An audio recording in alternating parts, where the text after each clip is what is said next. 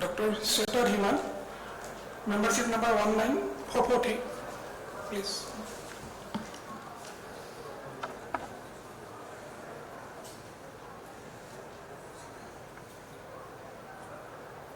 Good evening, one and all. I will be presenting a case of bilateral decompression retinopathy post-trabeculectomy in case of developmental glaucoma.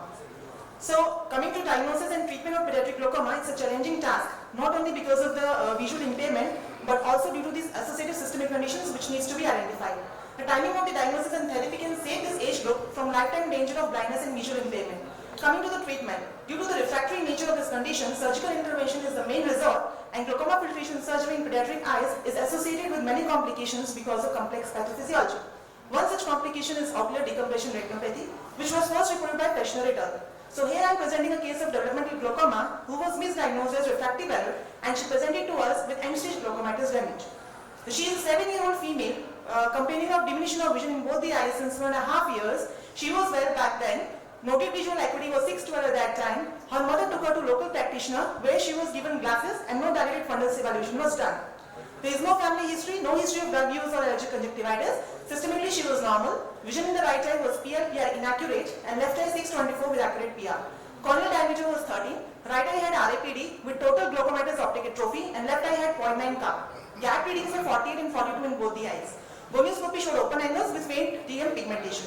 So patient was started on oral acetazolamide with topical brinzolamide and timolol with intravenous mannitol, and the patient was taken up for trial with MNC. However, at post-op day 1, her vision dropped to finger counting 1 meter. NDH was formed, blood was good, gap reading was 14, and this was because of this finding, dense ODI involving the posterior bone.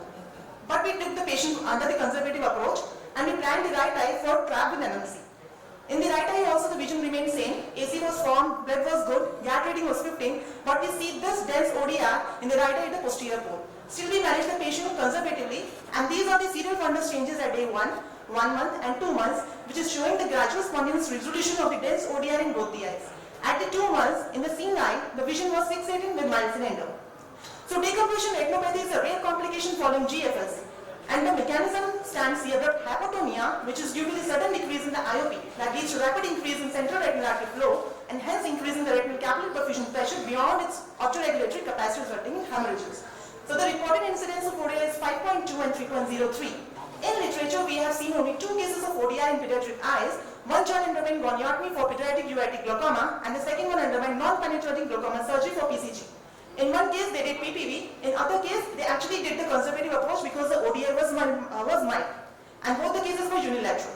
In our case, we followed the conservative approach, and at the end of 2 months, the ODI resolved in both the eyes spontaneously.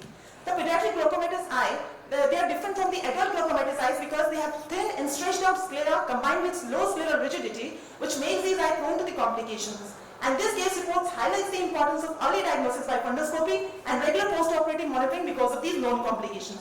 So to conclude, in addition to refractive or non-refractive causes of vision loss should be considered in case of a child presenting with low vision.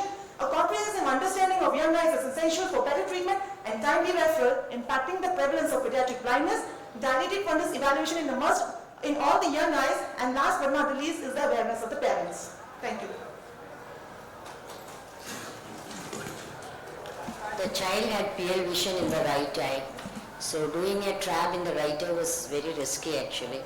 Ma'am, it was actually risky in both the eyes, but the pressures were 35 post-mannitol, so we had to actually decrease the IOP in the non-seeing eye also. Yeah, it would have been a cyclodestructive procedure which would have been a better option. Now, right now the pressures are controlled, they are 15 without any anti-glaucoma medications. In future, if needed, of course, cyclodestructive.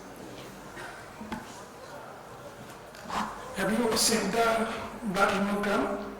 It was not, sir, because the patient was operated under GA and we always do CBC before this thing, under GA.